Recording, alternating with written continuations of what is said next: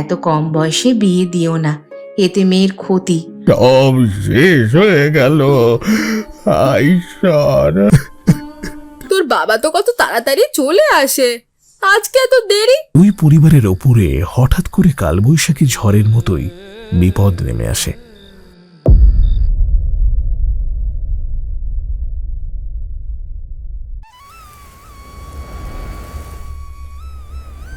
ঘরের ভেতর থেকে ছুটে বেরিয়ে আসে পদ্মা।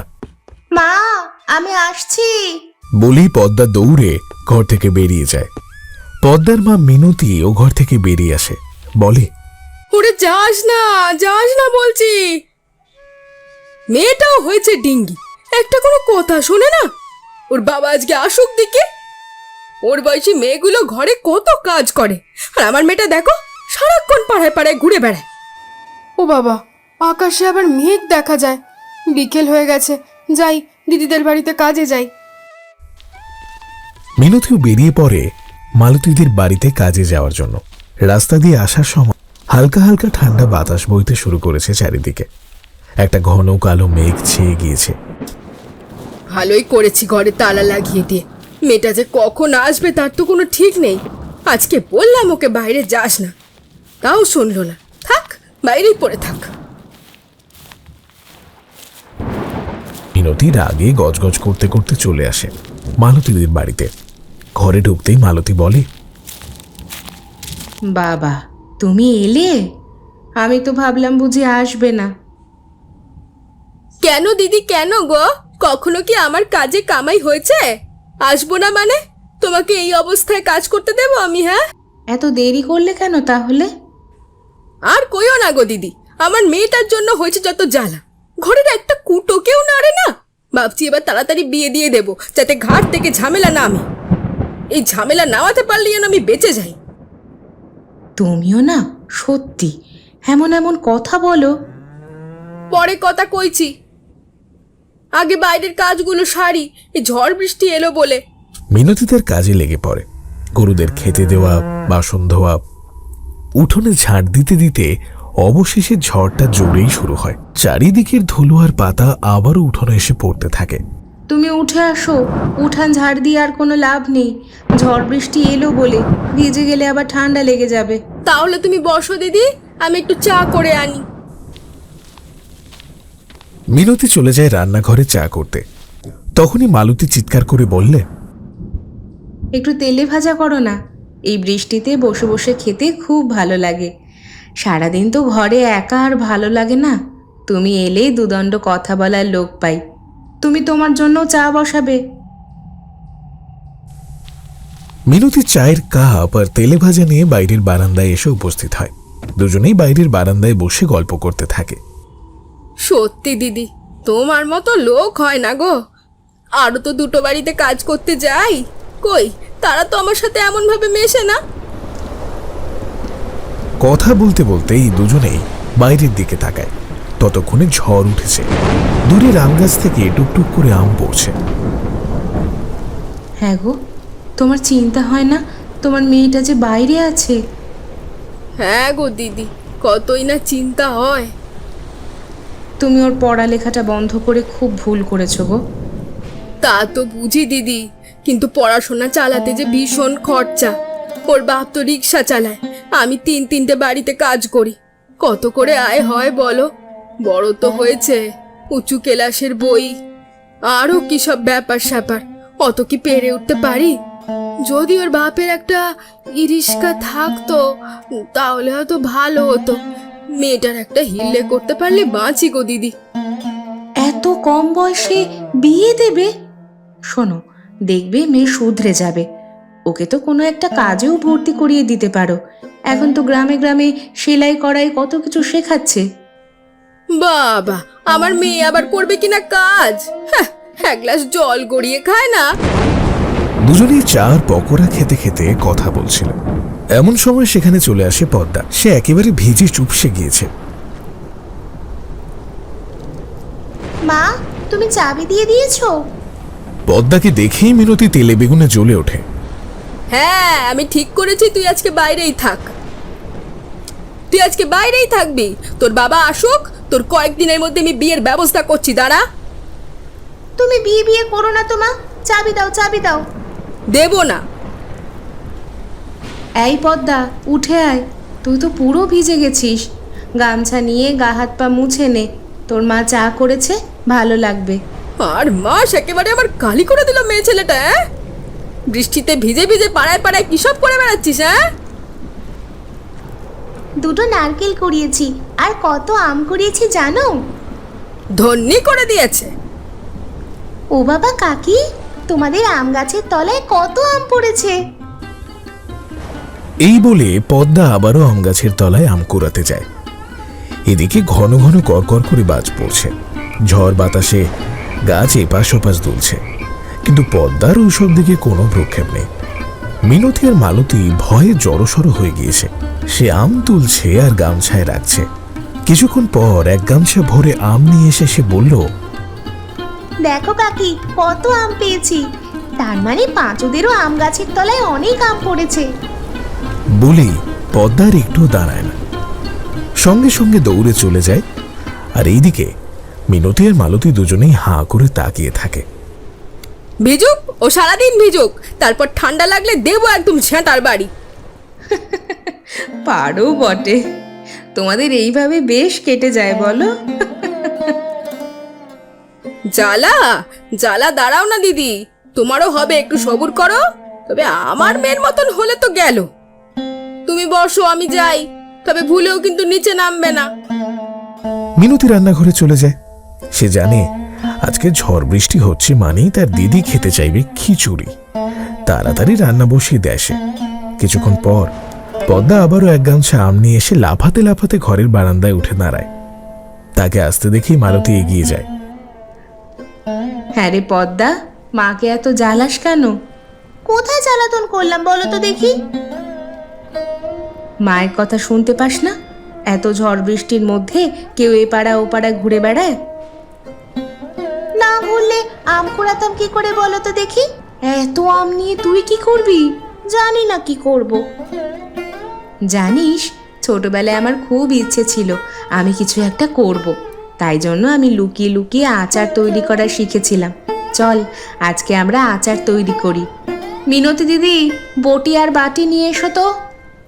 মিনতি ভেতর থেকে একটা বটি আর বড় বাটি নিয়ে আসে। কি করবে দিদি? সব আমগুলো কেটে ফেলো, বলে দিচ্ছি আচার তৈরি করবে, চলো।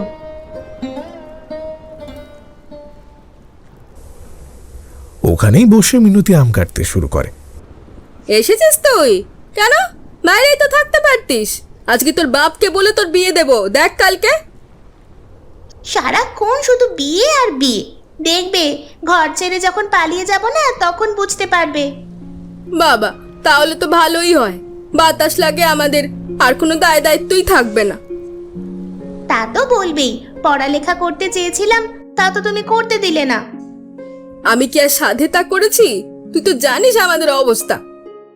না গো দিদি, এত কম বয়সে বিয়ে দিও না, এতে মেয়ের ক্ষতি। আর তাছাড়া এখন তো দেখছো চারিদিকে যা হচ্ছে, কম বয়সে বিয়ে দিলে পুলিশের ভয় আছে। আচ্ছা পদ্মা, তুই তো কোনো কাজ করতে পারিস, মায়ের সাথে হাতে হাতে কাজ করবি, তাহলে আর মা তোর পিছনে এভাবে বলবে না। পদ্মা বাইরে আকাশের দিকে তাকিয়ে থাকে। বাইরে খুটখুটি অন্ধকার। ততক্ষণে ঝড় একটু কমে এসেছে, কিন্তু বৃষ্টি তখনও পড়ছে।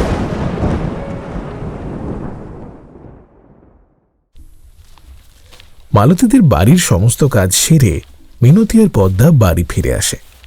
মালতী তখনও ঘরে। মানুষটা এখনো এলো না কেন? কোথায় যে আটকে গেল কে জানে। মালতী দেখতে পায় আস্তে আস্তে ঘরের ভেতর প্রবেশ করছে রমাকান্ত। ঘরের দাওয়াতে ধপ করে রমাকান্ত বসে পড়লেও মালতী তাড়াতাড়ি দ্রুত এগিয়ে যায় তার দিকে। কি হয়েছে গো, তোমাকে এইরকম দেখাচ্ছে কেন?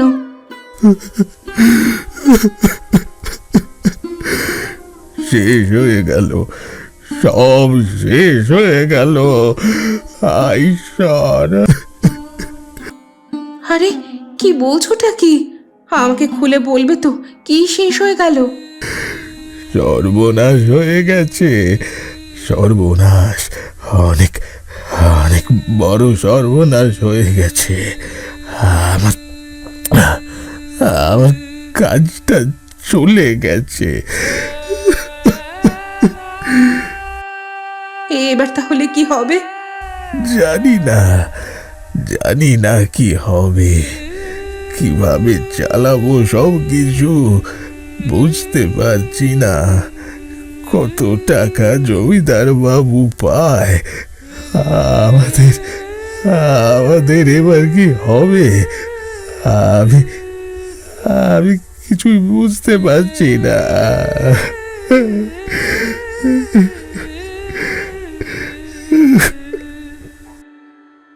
রমাকান্ত মাথায় হাত দিয়ে বসে পড়ে। মালতী কি বলবে কি করবে কিছুই বুঝতে পারে না। আচ্ছা, হাত মুখ ধুয়ে নাও, জামা পাল্টে ফেলো, ঠান্ডা লেগে যাবে। রমাকান্ত কিছু না বলে উঠে যায়। আর ওইদিকে ঘরের ভেতর বসে পদ্মা আর মিনতি ভাবতে থাকে। কিরে, তোর বাবা এখনো এলো না কেন বলতো? তোর বাবা তো কত তাড়াতাড়ি চলে আসে, আজকে এত দেরি। আমি গিয়ে দেখব। এই বৃষ্টিতে আর রাতের বেলা বেরিয়ে কাজ নেই। আরে থামো তো, আমি যাই, গিয়ে দেখি। এই বলে পদ্মা বৃষ্টির মধ্যে আবারও বেরিয়ে যায়। হাতে একটা বড় টর্চ লাইট জেলে রাস্তা দিয়ে যেতে যেতে হঠাৎ দেখে দূরে একটা গাছ পড়ে গিয়েছে, আর গাছের তলায় কে যেন একটা পড়ে রয়েছে। আলোটা ফেলতে এসে দেখতে পায়, আর তখনই ছুটে যায় বড় একটা গাছের কাছে। সেখানে পড়ে আছে তার বাবা, গা থেকে বেরিয়ে যাচ্ছে রক্ত। বাবা, বাবা! পদ্মা কেঁদে ওঠে। তার চোখের জল বৃষ্টির জলের সাথে মিশে যায়। অনেক কষ্ট করে কাঠের টুকরোটা সরিয়ে বাবাকে তুলে দাঁড় করিয়ে আস্তে আস্তে বাড়ি নিয়ে আসে সে। দূর থেকে দুজনকে আসতে দেখে মালতী ছুটে যায়। কি হয়ে গেল, কি হয়ে গেল? বাবাকে নিয়ে ঘরে যাও, আমি ডাক্তার ডেকে আনি। পদ্মা রাতের বেলা দৌড়ে যায় ডাক্তার আনতে।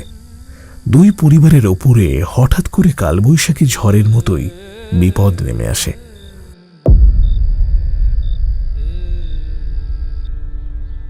পরের দিন সকালবেলা মালতী আর মিনতি বসে আছে ঘরের বারান্দায়।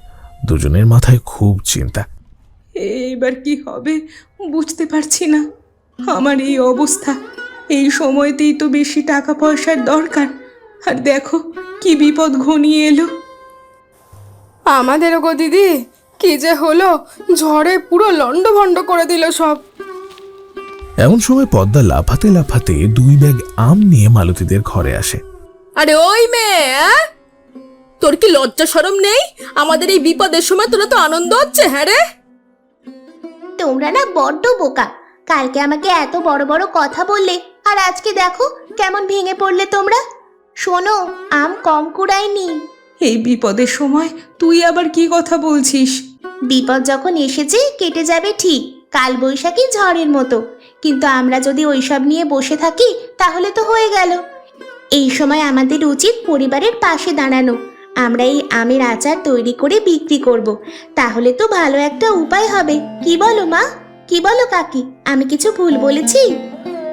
বাহ পদ্মা, তোর তো ভালো বুদ্ধি। কে বলেছে তোর বুদ্ধি নেই? আমার মা সব সময় ভাবে আমি কিছুই করি না। আসলে আমি সব আম ঝড়ের মধ্যে কুড়িয়ে বাজারে বিক্রি করি, আর কিছু টাকা সংসারের জন্য সব সময় বাঁচিয়ে রাখি। সেটা আমি জানতাম, তবে আমি এটা জানতাম না যে আমার মেয়ের মাথায় এত বুদ্ধি আছে। দেখবে আমরা এই এলাকার মধ্যে সব থেকে বড় আচারের ব্যবসায়ী হব। চলো চলো, তাড়াতাড়ি আচার তৈরি করতে হবে, চলো। যেমন রাতের পরে দিন আসে, তেমনি বড় বিপদের পর মাথা ঠান্ডা রেখে আমরা যদি কাজ করি, আমরা অবশ্যই ভালো কিছু করতে পারবো। দেরি করব না, চলো আচারটা তৈরি করে ফেলি। এরপর তারা আচারের ব্যবসা শুরু করে, একটা নতুন দিনের সূচনা করে।